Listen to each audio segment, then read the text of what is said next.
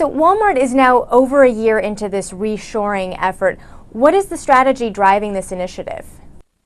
Well, I think it comes back to the fundamentals of Walmart. They're looking to find the lowest cost that they can give to their consumers.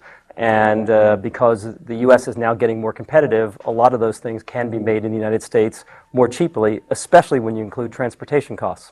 So there's transportation costs, but what about wage costs? When you compare wage costs in the U.S. to a place like China, what are you seeing?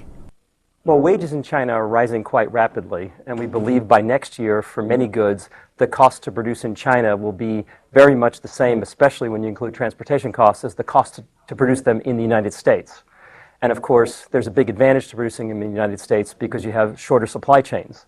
So we think that over time, this will be a great move for retailers to be able to get supply in the United States. What is the hardest part of bringing manufacturing jobs back to the U.S.? A lot of the manufacturing sector in this country has been latent for the last couple of decades. And from what we're hearing, a lot of manufacturers, suppliers feel like they're starting from scratch. Well, for the first order effect is that the U.S. still actually manufactures 75% of what it consumes. So there's still a lot of manufacturing in the U.S.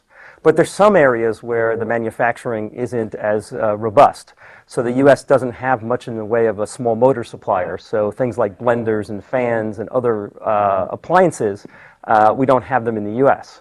What companies can do is ship those small motors to the U.S. and then manufacture the product in the U.S. And over time, what we expect to happen is that companies, when they see that, will start to produce the small motors in the U.S. because it will be economical.